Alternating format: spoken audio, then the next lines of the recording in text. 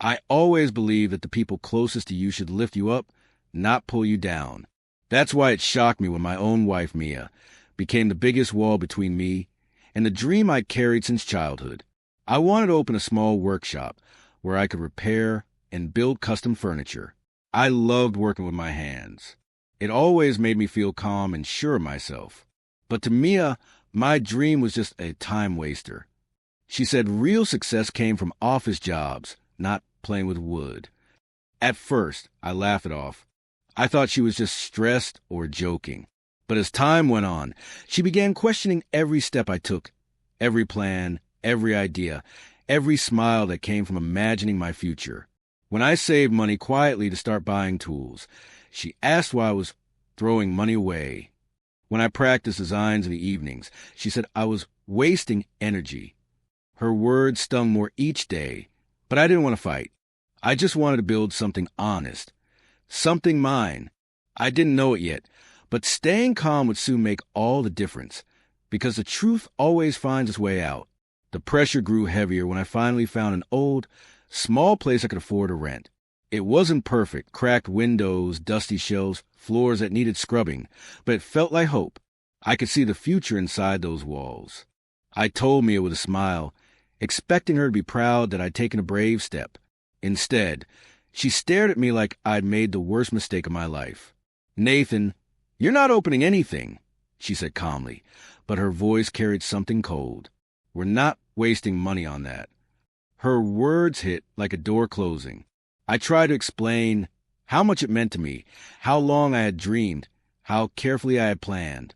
But she shook her head, saying the dream was too small and that I should think of something more useful.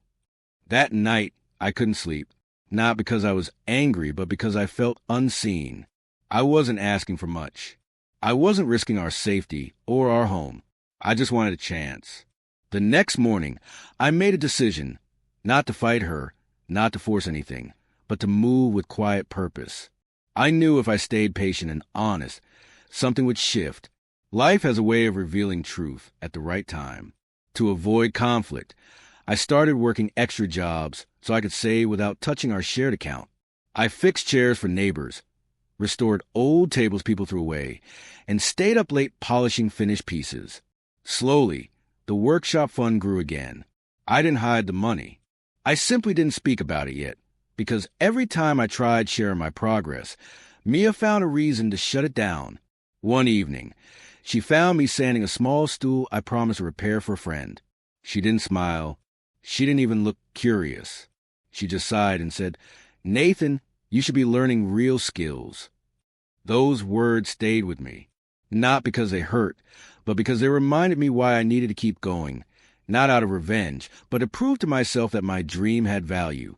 Weeks passed, and I finally had enough money to rent a small space.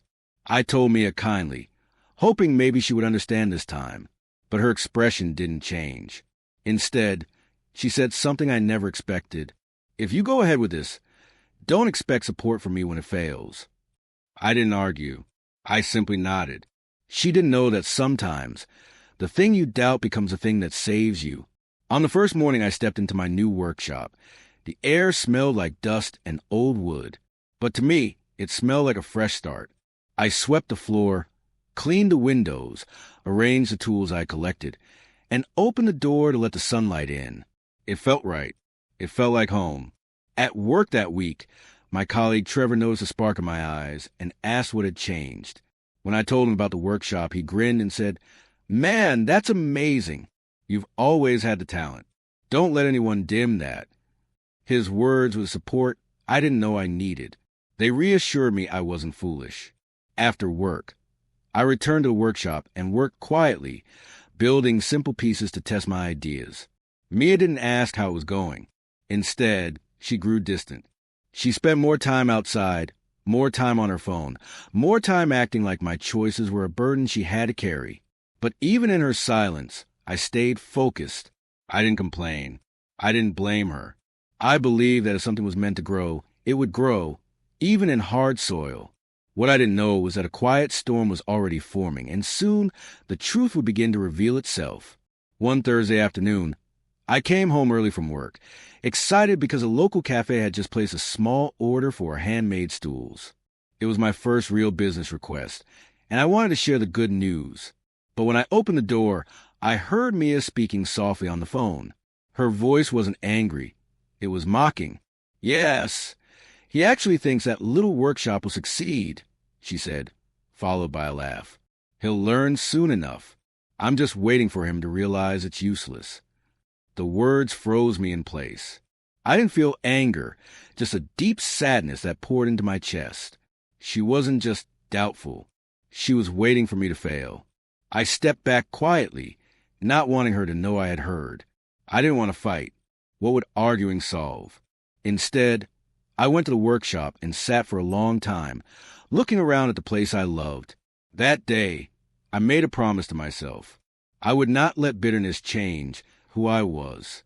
I would let my work speak. I would let truth speak. And whatever life revealed, I would accept it with calm. I didn't know it yet, but karma had already started moving, slow but steady. The next few weeks were a quiet test of strength. I balanced my job, my workshop orders, and the growing distance between Mia and me. I didn't complain. I didn't beg her to understand. I just worked. I believe that honesty and effort always lead somewhere good, even if the path feels slow. One afternoon, while I was shaping wood for the cafe stools, the owner, Mrs. Lane, stopped by the workshop unexpectedly. She said she liked supporting small creators and wanted to see where her order was coming from.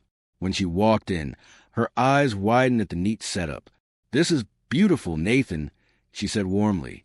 "You have talent. Many people don't take bold steps like this." Her words filled me with a quiet pride. For the first time in a while, someone saw me, not the doubt around me, not the discouragement. She left with a smile and a promise to return soon. After she left, I sat on the stool. I just finished and breathed in deeply. This was working. Slowly, yes, but working. I wanted to share the good news with Mia. But when I got home that day, she didn't even look up from her phone. I realized that support doesn't always come from the place you expect. Still, I stayed gentle. I stayed focused. Time would reveal everything. 2 days later, something unexpected happened. My phone buzzed with a message from a stranger.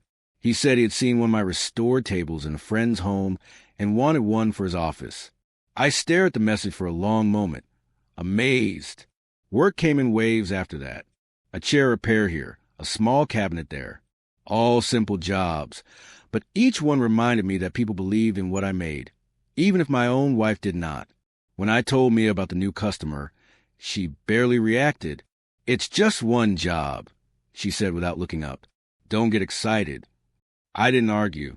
I simply nodded and went to the workshop. As I worked, I wondered why she wanted me to stay small. Why did my growth make her uncomfortable? But I didn't let those thoughts grow. I wanted peace, not anger. That night, as I cleaned the workshop, I found a folded note someone had slipped under the door. It read, "Keep going. Your work speaks for you." There was no name, no signature, just those words. They touched something deep inside me. Whoever wrote it understood something Mia didn't. Dreams don't shine instantly. They glow quietly until the right moment comes. And soon that moment would arrive. My first big turning point came during a family gathering. Mia had invited relatives over for dinner, and the house was full of noise and laughter. When everyone settled down, her cousin asked, "Nathan, I heard you open a workshop. How's it going?" Before I could answer, Mia spoke quickly. "Oh, that? It's nothing serious.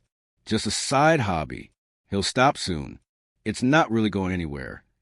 Her tone was light, almost playful, but the words cut deeper than she realized. The room went silent for a moment. I felt all eyes on me, waiting for my reaction. But I stayed calm. I smiled gently and said, "I'm grateful for every little step. It's growing in its own time." Some relatives nodded with respect. Others looked at Mia with raised brows. She didn't notice. Later that night, when everyone left, Mia asked why I made it sound like the workshop mattered. "Because it does," I said quietly. "And even if it grows slowly, it's still growing." She didn't reply. She only shrugged and went to bed. I sat in the living room for a long while, watching the lights flicker on the wall. I realized that respecting myself didn't require anyone else's approval. Life would show the truth soon enough. The cafe stools were finally ready, and Mrs. Lane arrived to pick them up. She ran her hand along the smooth finish and smiled with real admiration. "These are perfect," she said. "Better than I imagined." She even paid extra, saying good work deserved good reward. As she turned to leave, she paused. "Nathan," she said gently, "don't let anyone talk down your gift. Some people only understand success when it becomes big, but success always begins small." Her words felt like they reached a part of me I had kept hidden. It wasn't just about building furniture. It was about rebuilding myself, piece by piece. That evening, I walked home with a light heart. I wanted to tell Mia how well the day went, but when I opened the door, she didn't greet me. She didn't even look up. Instead, she quickly hid her phone behind her. I pretended not to notice. I didn't want to jump to conclusions. Instead, I shared the news about the stools. She only said, "All right," then walked away. I knew something was shifting in our home, something quiet but strong. And I knew I had to stay patient, because rushing answers only leads to confusion. Truth always arrives on time. A week later, things took a strange turn. When I reached the workshop one morning, the door was slightly open. My heart raced as I stepped inside. Nothing was broken, nothing was stolen, but something felt off. My tools were moved, and the small notebook where I kept order details was on the floor. I checked everything carefully. Nothing was missing. Then I noticed footprints near the back door, soft, small, and familiar. I didn't want to assume anything, but something inside me whispered that someone had been here with a purpose. That same evening, Mia asked casually, "Do you ever feel like the workshop is too much stress for you?" Her tone was too smooth, too rehearsed. "I'm fine," I said gently. She nodded, but her eyes shifted away quickly. That night, I lay awake thinking, not about blame, but about timing. Something was wrong, but I chose not to react. If I stayed calm, the truth would show itself without me pushing it. And it did, sooner than I expected. Because the next morning, the biggest opportunity of my life showed up at my door, and everything began to change. The next morning, as I was locking the workshop door, a black SUV slowed to a stop beside me. At first, I thought it was a lost driver. But then a tall man stepped out, wearing a simple shirt and a warm smile. "Are you Nathan?" he asked. I nodded, unsure. "My name is Mr. Bennett. I own a small chain of home decor stores. I saw your work at Mrs. Lane's cafe. She wouldn't stop talking about your craftsmanship." My heart skipped. I had no idea she shared my work that far. He continued, "I'm looking for local creators to partner with, people who make honest, handmade pieces. Would you be interested in a small trial order?" For a moment, I couldn't speak. The air felt thick with surprise. "Yes," I finally said. "I'd be honored." He walked into the workshop, looking around slowly, nodding with approval. "You built all this yourself?" he asked. "Yes," I answered. "Good," he said. "People who build with their hands usually build with their hearts too." When he left, he shook my hand firmly and promised to send the order details by evening. I stood in the quiet workshop long after he drove away. For the first time, the dream didn't feel far. It felt close, real, and ready, but I still didn't know that someone else had been watching everything from a distance. That evening, Mia came home earlier than usual. She seemed restless, pacing around the living room, glancing at me, then looking away. I could tell she wanted to say something, but she stayed quiet. When I mentioned the meeting with Mr. Bennett, she stopped walking and stared at me. "What do you mean a decor store owner came to your workshop?" she asked. Her tone wasn't curious. It was tense. I explained everything calmly. Instead of being happy for me, she frowned. "Nathan, are you sure this is real? People don't just show up offering help like that." I shrugged gently. "Sometimes good things happen." She shook her head. "Don't fool yourself. What if he changes his mind? What if the order fails? You'll embarrass yourself." Her words were sharp, but I didn't let them sink into my heart. I just nodded slowly. Later, when she thought I wasn't looking, Mia picked up my phone from the table and stared at the message from Mr. Bennett. Her face tightened. "Mia," I said softly. She jumped slightly and put the phone down. "I was just checking something," she said quickly. I didn't argue. But her reaction told me more than her words. Something inside her was shifting. Fear, insecurity, or something else. I didn't know. But life was preparing to reveal it soon. I received the official order from Mr. Bennett the next day. 10 custom stools and a set of shelves. It was my biggest order yet. My hands shook a little as I read through the details. Not from fear, but from the weight of finally being seen. I sent a polite confirmation and started sketching designs immediately. For the first time, the workshop felt alive. The walls felt brighter. The tools felt lighter, and every piece would carry the spark of possibility.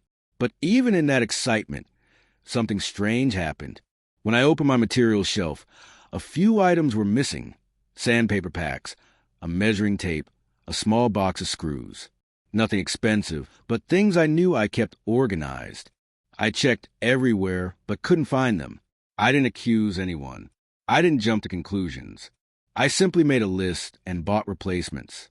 That evening, Mia asked, "Why are you buying more materials? Didn't you already have those?" Her voice was too careful. "Yes," I said gently, but some things were misplaced. She looked away, and her jaw tightened. "Maybe you're just forgetful." I smiled softly. "Maybe." Inside, I knew something was off, but I stayed calm. Life had its own way of putting the right things in the right light, and light was getting closer. The days that followed were filled with constant work. I woke early, shaped wood until my arms ached, and stayed late into the night polishing surfaces. It was tiring, but every second felt meaningful. I didn't tell Mia how well the work was going, because every time I shared good news, she found a way to dim it. But I still treated her kindly. I still believed in patience. I believed in truth. One night, as I was leaving the workshop, I noticed the front door was slightly unlocked again. My stomach tightened. I checked everything. Nothing was taken, but someone had clearly entered. I stood still, breathing slowly. Not angry, just alert. Then I saw something small on the floor. A tiny silver charm. A charm I'd seen before. It matched the keychain on Mia's handbag. I held it in my hand for a long moment, feeling the pieces of truth forming in the quiet air. But still, I didn't accuse her. I didn't storm home or raise my voice. Instead, I locked the workshop, placed the charm gently in my pocket, and walked home calmly. Life moves in circles. What people do in secret eventually finds a window, and the window was about to open wide. The breakthrough came unexpectedly. Mr. Bennett visited again, this time with his assistant. As they checked the progress on the stools, he smiled with real admiration. "Nathan, your work is even better than I expected." His assistant nodded. "You have a gift. We should talk about a long-term partnership once this order is done." My heart felt full. This was the moment I had dreamed of, the moment that proved patience was stronger than doubt. But just then, a familiar voice echoed from behind us. "Nathan, what's going on here?" It was Mia. She had never visited the workshop before. She looked around, stunned by how organized, warm, and alive the place was. Her eyes moved from the stools to the shelves to Mr. Bennett. She forced a smile and said, "I just came to see how things were going." Mr. Bennett smiled back politely. "Your husband is very talented. You must be proud." For a second, Mia froze. Then she nodded stiffly. But I saw something in her expression. Something shifting, breaking, waking up. The truth was standing in front of her, clear as sunlight. After Mr. Bennett left, Mia stood silently in the workshop. The silence between us was full, not of anger, but of realization. And this was where everything began to change. Mia didn't speak as she walked around the workshop, touching the neatly arranged tools, the polished wood, the half-finished shelves. Her fingers trembled slightly.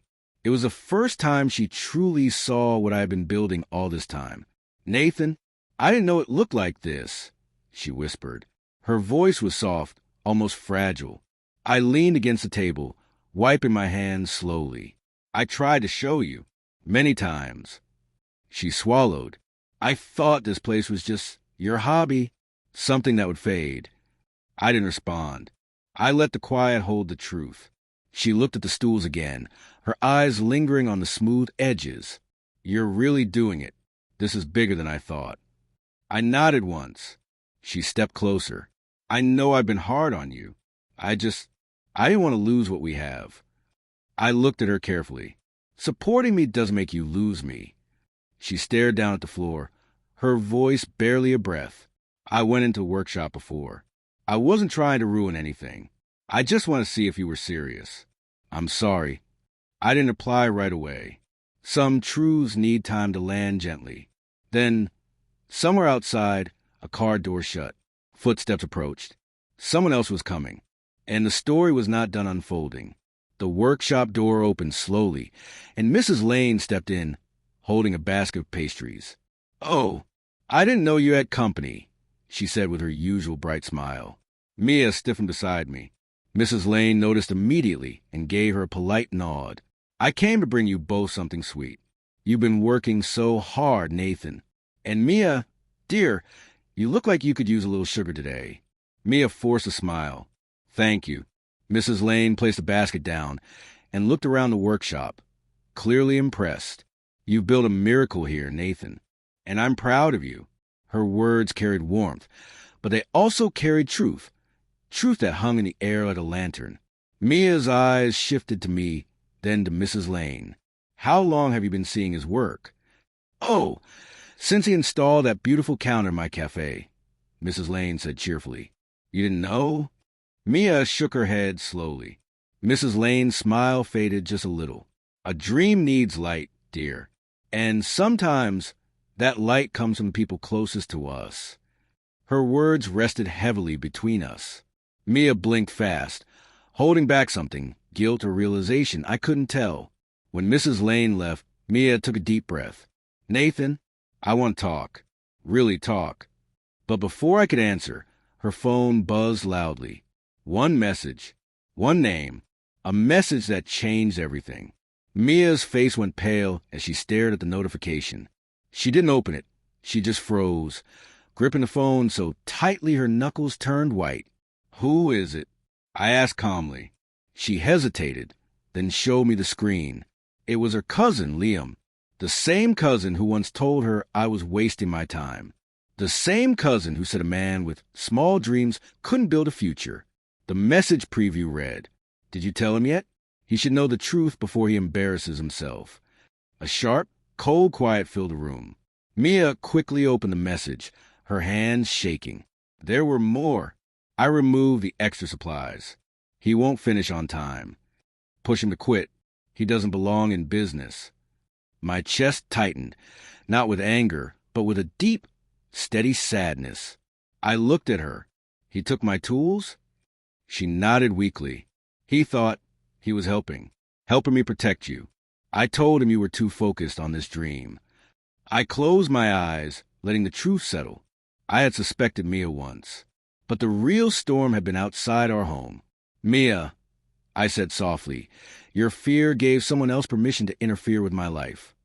Tears gathered in her eyes. "I didn't know he would do that. Nathan, I'm so sorry." But sorry wasn't enough. Something had to be corrected. Something had to be faced. That evening, I sat alone in the workshop after Mia left to clear her mind. The lights were off except for one lamp on the workbench. The shadows stretched long, but the space felt calm, like it understood me. I picked up a half-finished stool and ran my hand over the smooth wood. This dream, it wasn't loud. It wasn't dramatic. It was quiet strength built over time, piece by piece. I wasn't angry, not at Mia, not even at Liam. I was disappointed, but not broken. Then my phone buzzed. A message from Mr. Bennett, just confirming. "The order is still on track? Let me know if you need anything." I stared at the message and felt something settle inside me. I typed back, "Yes, everything is on track. Thank you." And it was, because I decided it would be. I stood, grabbed my tools, and began working again, My hands moved with a new sense of purpose. Steady, grounded, unshaken. Hours passed. When I finally stepped outside, I found Mia sitting on the steps of the workshop, hugging her knees, eyes red. "I told Liam to stay away from us forever," she whispered. "And I told him the truth, that you're stronger than both of us gave you credit for." She looked up at me. "I want to fix what I broke, if you'll let me." The night air held stillness. My answer would shape everything. I sat beside her on the steps, the cool air brushing against our skin. The night was quiet, but it wasn't heavy. It felt like a pause, a moment before the next chapter. "Mia," I said gently, "I didn't need you to be perfect. I just needed you to believe in me." She wiped her eyes. "I know, and I failed at that. But I see you now, really see you. And I want to walk beside you, not against you." Her voice trembled, but her words were clear. I looked at the workshop, its warm light spilling through the windows, the smell of wood, and hope drifting out. Then I looked at her, small and shaken but honest. "I'm not going to throw away everything because of mistakes," I said quietly. "But things have to change." She nodded quickly. "They will. I promise." I held her hand, not tightly, not with certainty, but with a gentle willingness to try. The next morning, she helped me organize the workshop. She swept, arranged tools, sat with me while I worked, not controlling, not doubting, just present. And when I delivered the order to Mr. Bennett, he smiled with real pride. "Nathan, this is just the beginning," he said. And he was right, because from that day on, I walked forward, with my dream steady, my heart calm, and the truth finally standing beside me, not behind me. A new chapter had begun. The days that followed were different. Mia stayed involved, but in a new way, supportive rather than doubtful. She asked questions, offered small suggestions, and even helped polish pieces before delivery. Her presence felt lighter, genuine, and I realized she was learning the power of quiet encouragement. At the workshop, my orders grew steadily. Local cafes, small stores, and neighbors began calling, asking for custom furniture. Every time I delivered a piece, the pride I felt wasn't just about profit. It was about honesty, patience, and persistence finally paying off. One evening, Mia watched as I fitted the last shelf for a client. She whispered, "I'm proud of you, Nathan. I really am." I didn't reply with grand gestures. I simply smiled. Action spoke louder than words. Later that night, as we sat quietly in the living room, she admitted, "I thought I could stop you, but I see now that trying to control your path only made you stronger." I nodded, feeling a calm satisfaction. The storm had passed, but the lessons remained. I realized then that success isn't just about finishing a dream. It's about growing into the person strong enough to carry it, even through doubt and fear. Word of my workshop reached more than just neighbors.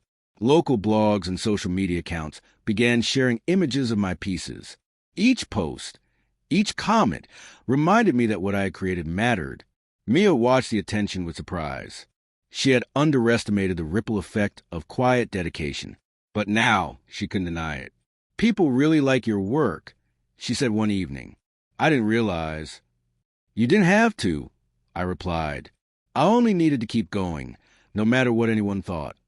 Even when old doubts crept in, when supplies were delayed or a client requested last-minute changes, I stayed steady.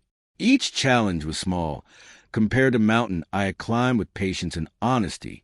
One morning, Mr. Bennett called a larger order, enough to double my production for the month. His voice was warm. "Nathan, your work is exceptional. Let's make this a long-term partnership." I looked at Mia, and she smiled, finally understanding that true growth comes from persistence, not from shortcuts or trying to stop someone. The workshop hummed with life, and for the first time I felt fully recognized, not because anyone else judged me, but because I had honored my own truth. Weeks later, a small ceremony was held at a local art fair. I had been invited to showcase a few pieces. Standing there, surrounded by onlookers admiring the craftsmanship, I felt a quiet pride that went deeper than applause. Mia stood beside me, helping arrange the display. She whispered, "I'm amazed at how far you've come." I smiled gently. It wasn't about impressing anyone. It was about staying true to myself. Her eyes filled with tears. I understand now. I tried to protect you, but all I did was slow you down. I shook my head. No one can stop a dream that's meant to grow. Not even me when I doubted myself. Throughout the day, strangers complimented the pieces, asked questions, and shared stories about how craftsmanship like this mattered. Every word felt like confirmation. Honesty, effort, and integrity had their own rewards. That evening, as we walked home, Mia held my hand. "Nathan, I want to support you fully from now on." I nodded. It wasn't just about her words. It was about actions. And seeing her willingness to change reminded me that patience, empathy, and truth can transform relationships as much as dreams. The path was still long, but it was ours to walk together. Months later, the workshop had grown beyond what I imagined. More orders, better tools, and even a small apprentice helping me learn new techniques. Each day, I felt the weight of responsibility, but also the joy of progress. Mia was no longer a skeptic. She managed schedules, helped organize deliveries, and encouraged me when exhaustion threatened my focus. Our partnership had shifted from conflict to harmony. I reflected on how things had started, her doubts, the secret interference, the near sabotage, and I realized that the best victories don't come from confrontation. They come from steady persistence, honesty, and the quiet strength to let truth reveal itself. Sometimes, success isn't about proving someone wrong. It's about proving to yourself that you can grow despite doubt, fear, or opposition. That evening, as we closed the workshop and walked outside, I saw the sunset casting golden light over the small neighborhood. It felt symbolic. Our journey, the hard work, and the balance restored between us.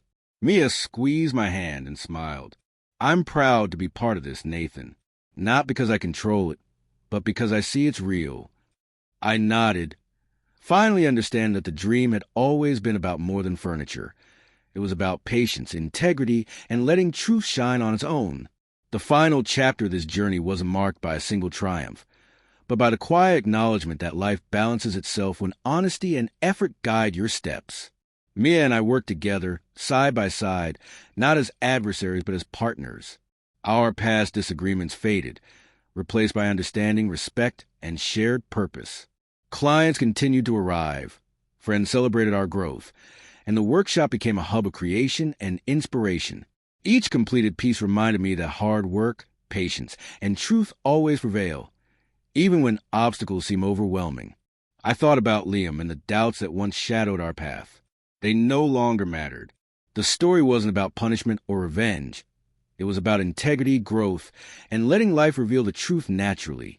As I polished the final stool for the day, Mia placed a hand on my shoulder. "You've done it, Nathan. You never gave up, even when I didn't believe in you." I smiled, feeling the full weight of accomplishment, not because someone else failed, but because I stayed true to myself. And in that quiet triumph, I realized the greatest victories are the ones that nurture your soul, strengthen your heart, and leave a lasting light for everyone around you. The dream had grown, the truth had spoken, and life had finally balanced itself.